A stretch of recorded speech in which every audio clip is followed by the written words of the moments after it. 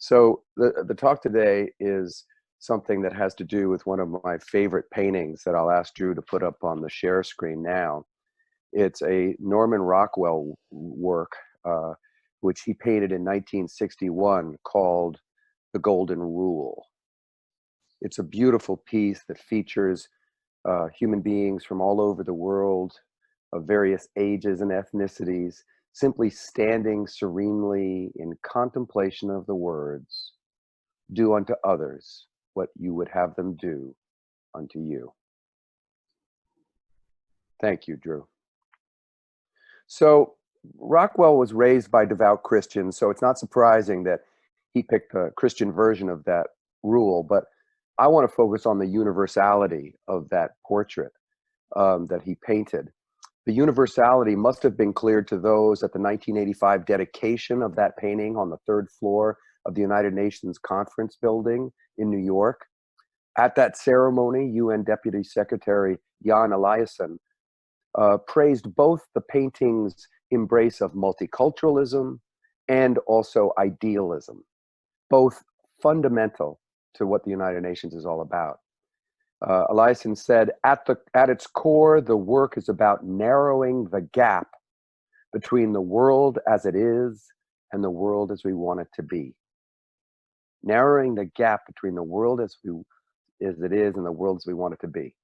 Narrowing that gap is why I'm a part of ethical culture, frankly. And for many others, that same thing, that desire to narrow the gap to the way the world is to the way they want it to be, is why they're involved in their faiths.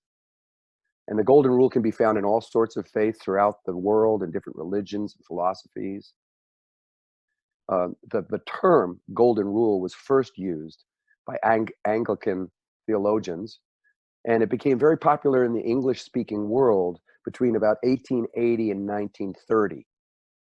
But it's declined in use since that time. Some say that it's overly idealistic, or that it's ineffective. Maybe that's why it declined. But I think today we need more of the empathy and reciprocity that is captured by the Golden Rule than we have ever needed. So today I'm going to explore this rule, and I'm going to end by urging you, as you can guess, to follow ethical culture's version of the rule, which is act to elicit the best in others, and you will elicit the best in yourself. That comes in many different forms, and I'll come back to that at the end of my talk. But let me start by exploring some of the many other versions of the Golden Rule. I know that the Deputy Secretary General Eliasson said at the United Nations, when he saw the painting, he balanced the Christian version that was on the painting by mentioning a version used by the Yoruba tribe of West Africa, which is translated as, "One taking a pointed stick to pinch a baby bird should try first on himself to see how it hurts." Professor Ibolaja Idawo, who wrote a book called African Traditional Religions, said that the Yoruba elders teach this lesson of the Golden Rule in many different ways, but that it all boils down to saying, whenever one does something to one another, to another, one should put oneself in that person's shoes. So it's certainly there, and I'm assuming that goes back millennium. On one 4,000-year-old papyrus fragment from Egypt, there's another version. "Do for one who may do for you, that you may cause him thus to do." Sounds like a riddle. According to Juana Bordas, who wrote a book called Salsa, Soul, and Spirit, there's a Mayan version that was simply, "I am another yourself." Chief Seattle of the Squamish tribe on the northwest coast of our country offered this one that we sometimes read at our humanist Thanksgiving. He said, "Whatever befalls the earth befalls the sons of earth. Man did not weave the web of life, he is merely a strand in it. Whatever he does to the web, he does to himself." In Asia, there are a lot of versions. Buddhism, "Hurt not others in ways that you yourself would find hurtful." Confucianism, "Do not do to others what you would not want them to do to you." Hinduism, "The sum of duty, do not do to others what would cause pain if done to you." Taoism, "Regard your neighbor's gain as your own gain and your neighbor's loss as your own loss. And of course, it's part of the central three Western traditions of Judaism. What is hateful to you, do not do to your fellow man. This is the law. All the rest is commentary. Christianity, as ye would that men should do to you, do ye also them likewise. Islam, none of you truly believes until he wishes for his brother what he wishes for himself. And of course, the Greek philosophers who are at the heart of Western humanism also said it. Socrates said, do not do to others that which would anger you if others did it to you. Plato, may I do to others as I would that they should do unto me. And there are many more, I'm certain. Now, some scholars point out that there are two types of this rule. Some point to just prohibitions against certain actions, like Judaism's, what is hateful to you, do not do to your fellow man. And Buddhism, hurt not others in ways that you would find hurtful. And while I agree with both of these prohibitions, I don't just want to not do things. I don't want to just do that. I don't want to just not cause pain or don't do evil. I want to, now that's about having clean hands. And I'll admit, having clean hands in this world is very difficult. I mean, look at all that our tax dollars pay for right now, including the arrest and detention of thousands of poor and desperate refugees, drone attacks that kill children, subsidies to fossil fuel companies. So it's enough of a challenge to have clean hands, I admit that. But nevertheless, I really like to embrace the more positive versions of the Golden Rule that tells us to do more than just not do evil, but to actually be our brothers and sisters' keeper. Act to bring out the best of others, and you'll bring out the best of yourself, is one of those. And it emphasizes the doing of good that matters. Certainly, it's deed before creed. Now, there are practical and philosophical problems with the Golden Rule that we should acknowledge, and maybe this contributed to the decline in the use of the Golden Rule. One criticism was that it's just too general and vague. This is what Jean-Paul Sartre actually told a young student who came to him and asked him whether he should join the French resistance against the Nazis or whether he should stay home with his grandmother to take care of her. The answer that he basically gave to him is choose. Sartre wrote, by what authority, in the name of what golden rule morality, do you think he could have decided in perfect peace of mind either to abandon his mother or to remain with her always? There is no means of judging. The content is always concrete and therefore unpredictable. It always has to be invented, end quote. Now, interestingly enough, this claim that it's too general was pointed out by ethical cultural leader Alfred Martin back in New York in a 1922 talk on April 30th. It was a talk entitled Ethical Progress, and Martin said, moral standards are set up by the illuminated seers of the past are not sufficiently comprehensive to cover new moral situations that have been created by economic, social, and other conditions. It's all fine to recommend that we love one another and follow the golden rule, but Martin warns that these aphorisms are, quote, too general to serve our modern need. A second problem with the golden rule is that it doesn't account sufficiently for the inequality of power. Power can so easily corrupt even the best of intentions. That might be why people are sometimes cynical about the golden rule. I've heard people say that the real golden rule is those with the gold make the rules. After all, political and religious leaders have often defended an unjust status quo with pithy phrases that sound good. The poor have been promised that the meek shall inherit the earth, right? As they've become further disempowered.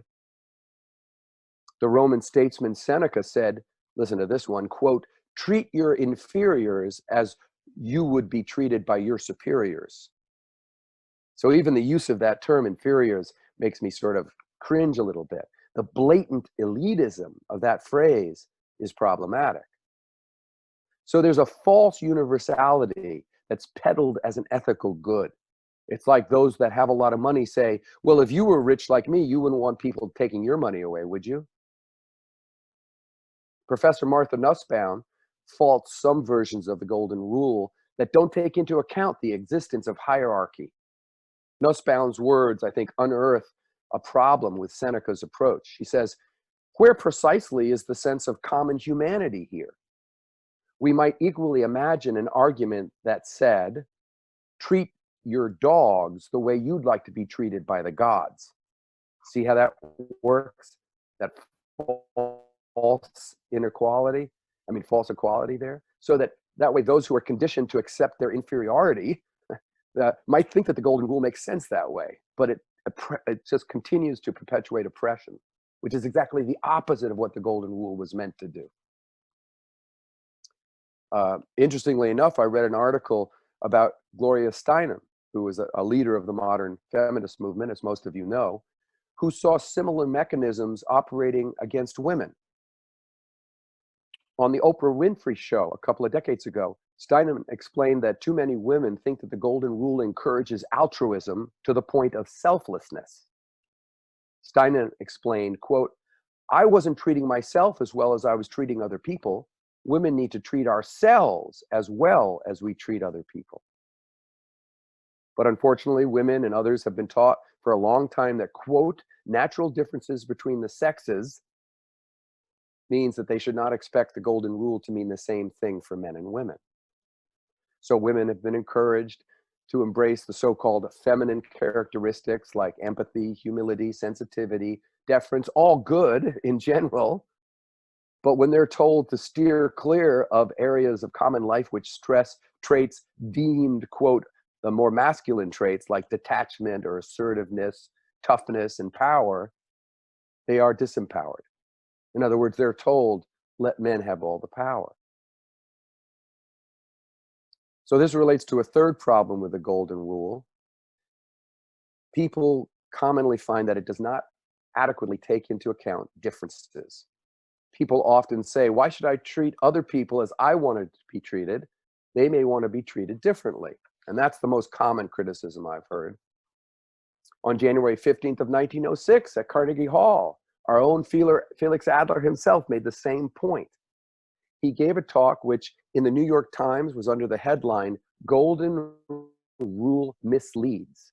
That attracted my attention. It was in the New York Times and it reported that Adler commented on the Golden Rule, saying that it is not very useful when there is a difference of sex or age. It made me think. I admit that the Golden Rule applied literally to children might be inappropriate. While I might want to unwind after a long day with a beer, it doesn't mean I should treat children the same. But Adler goes a bit too far because he imposes his own Victorian biases regarding gender and sex. Too often he embraced stereotypical roles for women. He thought that they should focus on raising children, staying in the home. He opposed suffrage. So he's hampered by his own subjective biases, which don't fully embrace the other person as truly unique. As P.M. Forney puts it in his book, Choosing Civility, the Golden Rule tells us how to treat each other justly, but because it hinges upon subjectivity, it is not always totally reliable. We should learn to respect others on their own terms as well, end quote. It's certainly unfortunate and ironic that Adler fails to respect women on their own terms, right? It's unfortunate because he falls prey to what I call essentialism, the belief that types of people are defined by certain characteristics they're assigned at birth. Essentialism is what that is. It's ironic because in other ways, Adler embraces uniqueness as of critical ethical importance. But there were some social constructions that he simply accepted and internalized. And that's a limitation that, frankly, we've only overcome somewhat today. We still have more work to do there. But if we're more fully to escape this type of limitation, we should take, I think, greater note of how the ethicist Kwame Anthony Appiah approaches the Golden Rule. He sees that it doesn't go far enough in embracing the uniqueness of every person and every culture. Appiah calls mindless application of the golden rule, he calls that fool's gold. He emphasizes what is in some way obvious, that treating people the same is not treating people with equal consideration. I mean, because I love sweets doesn't mean I should feed sweets to a diabetic. A more ethical application of the golden rule requires that we take people's interests seriously, all people. So for Appiah, taking other people's interests seriously requires a worldly or a cosmopolitan appreciation of multicultural difference. And he suggests that, quote, encouraging cosmopolitanism and engagement presupposes the acceptance of disagreement. In other words, in a world where we've allowed difference to breed division and hierarchy. We need more sincere dialogue to build respect for true uniqueness. So to treat everybody in an end in themselves, something that the Kantian Adler would certainly promote, requires a greater awareness of and respect for difference. Now, despite these limitations and these problems with the golden rule, I think Adler's model of the golden rule can encourage uniqueness. And I've tried to follow ethical culture's golden rule as a parent, as a teacher, and as an ethical culture leader. So I'm going to start by talking a little bit about parenting. There was an article by Adler entitled Personality, How to Develop It in the Family. Now, there he writes his golden rule. He says, seek to elicit the best in others and thereby challenge and bring to light the hidden best in yourself. Well, I don't think I was any different than most parents when my children were born. I assumed that the nature-nurture divide would demonstrate maybe that I had about 50% of the effect, my wife and I had 50% of the effect of my children on what they would grow up being. In other words, I sort of assumed that my wife and I would have about as much influence over what my kids would become as would their natural free will, inclinations, gifts, and tendencies. This proved to be wildly unrealistic, one of the many humbling parental realizations. Thankfully, the love and the joy that my children brought into the world eased this revelation, and I didn't revert to trying to be an authoritarian parent to prove that I was going to have the most influence. I think too many parents do that. Rather than 50-50, maybe nurture contributed, I don't know, 10% to what my kids became or something. And I learned that they were very much their own persons. They would, to a large degree, determine their own path in life. Parenting demonstrated to me the appropriateness of Adler's use of the term elicit in the golden rule, or bring out. I learned that I could not program my children, that's not what I should be doing, but that I can help them grow into themselves. And understanding that, I think, made me a better parent. I think it made me a better teacher. Students are not blank slates ready to be written on. They're not empty tanks ready to be filled with wisdom. They come into the classroom with potential. And my job was more to elicit the wisdom, skills, and the other gifts that they brought to the group. And then when I was really on my game, I could encourage them to bring out the best of each other. That was an even more valuable lesson that I learned. As a servant leader to two ethical societies, I embraced our golden rule. I try to elicit the best in others. I try to be open to people, allow them to be who they are, encourage them to express how they want to grow, and then support them in their evolution. But as I also try to rely on some wisdom that I learned in my leadership training. I read a lot about servant leadership, which involves more than anything eliciting the best in others. In fact, it's really about helping others learn to follow our golden rule, that they would elicit the best in each other. Because we all have to be servant leaders in ethical culture. How do we do that? How do we elicit the best in others? This is some of what I learned in my training. First, You have to begin with just being. In other words, be authentic, trust who you are, follow your own path. And then you also have to be a model. In other words, you have to model the values you want to encourage in others. We need to embody the values we promote. Some days we do that better than others, so we also have to learn to model humility. Maybe more than anything, though, I think we have to be present to others. Be present to others, honor them by paying attention. After all, that's how we learn who people are. We have to be open to learn about them, what they want, what they need.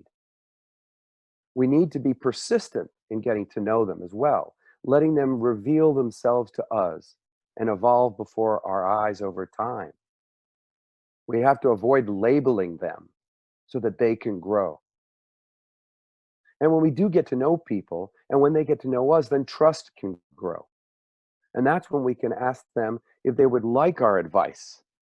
So that's a piece of advice I give to people. Ask permission first. That's when they can best hear us.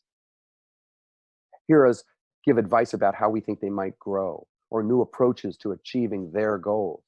It's not that we know the best path forward, but I think we can help them explore options. And finally, we need to empower others. And that sometimes means just giving them space and autonomy and encouragement. Other times we have to give them public recognition and praise for the steps they're making in their life. And other times we have to offer them resources so they can become empowered. Those resources can be many types: money, resources, education. Adler talks about this as making the latent actual, of helping potential become real. His words, they're a little more idealized than is my taste, but these following words really reveal what he sees as the sacred nature of eliciting the best. He writes, "The ideal destiny of humankind is to develop a higher human type than exists at present. I mean by this to set free the gifts, the talents, the responsibilities that are latent in us all." In that 1906 address that I referenced, he said that we had to have faith in what is hidden in others, in what's in their hearts, but, quote, never got to their lips. He continues, "The worth which is within them and which may never come to light, there is a halo around the head of every person. This will lift you into a different atmosphere. You will be lifted out of the sordid realm of the spiritual, the sordid realm into the realm of the spiritual. Look at man not from without, that which he has accomplished, but try to turn that searchlight inward. You will understand, sympathize with him a little better, and you may get close enough to help him a little. Who knows?" End quote. That's hard work, to not pay attention to what they've done or what people do, but what they can do. And it's not done overnight. It's about changing how we treat each other. That takes time. Our dear departed Richard Canary explained the golden rule in a way by explaining what it is like to bring out the best. He said, bringing out the best becomes the explanation of what it means to be good. Adler's axiom is a way of living, not a set of instructions. It is recognition of the individual nature of our world and the nebulous quality of goodness itself. Good intentions are important, but the effects of those intentions are also important. We can have benign feelings and thoughts, but we are what we manifest in real human reality. Richard concludes, the proof that an action is good depends not just on one's feelings, but on its effects on others. Did it bring out the best within them?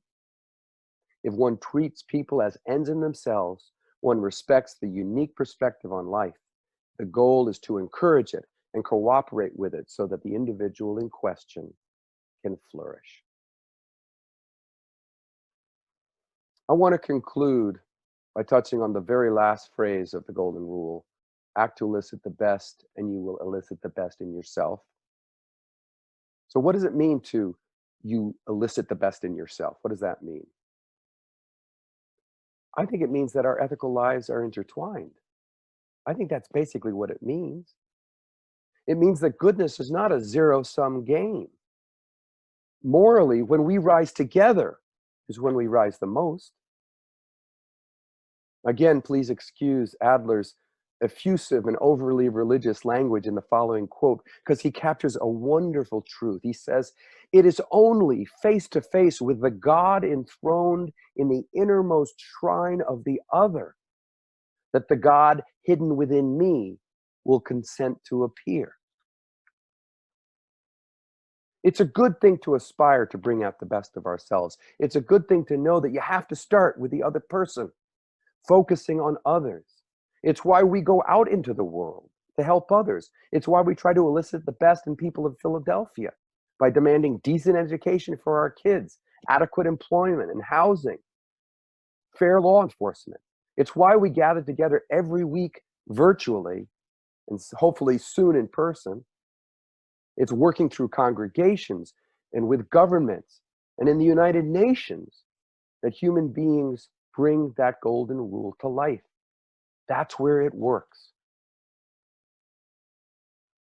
I read an article maybe 2 weeks ago, I think one of you sent it to me actually, by John Pavlovitz entitled, "I'm not the radical left, I'm the humane middle." And in it, it reminded me that the golden rule is not some radical idea. It's what human beings have been working towards for centuries. Pavlovitz realized this too. He said, "I never considered myself a radical before. I just thought I was normal, ordinary, usual. I thought equity was important to everyone. I imagined America was filled with people who took life, liberty, and the pursuit of happiness stuff seriously for all people. I thought the golden rule was actually mainstream." Maybe David Breeden, who's the leader of the first Unitarian Society in Minneapolis, was right. He wrote an article entitled, "What was old is new again." And he compared actually Felix Adler with the pioneering Unitarian minister John Dietrich. And Breeden concluded that, quote, "Both men thought humanism could serve to unite humanity across cultural divides." Ethical movements with the characteristics of humanism have, after all, developed across time and cultures all over the world. It's not just in the West. The Hindu Carvaka movement is an atheist ethical movement from about 600 BCE. Taoism and Confucianism, formed about 400 BCE, is very humanist. And Ubuntu is a humanist movement in Africa. And both Adler and Dietrich noted a similarity of a golden rule across cultures throughout time. So maybe what was old is new again. Karen Armstrong, one of the greatest historians of religion, gave a TED Talk recently entitled, "Let's Revive the Golden Rule." And there and throughout her writing, she argues that currently we're trying to transition from individualism to a global consciousness. We may be entering a new axial age. Certainly to avoid disaster, in order to bring a new dawn, we have to draw from the wisdom of the ancients, reflected in many versions of the Golden Rule. Is that why in 1993, leaders of major world faiths endorsed the Golden Rule as part of a declaration towards a global ethic? Is that why Rockwell's painting, The Golden Rule, is hanging in the UN? Is that why you joined ethical culture? I hope so. Thanks very much.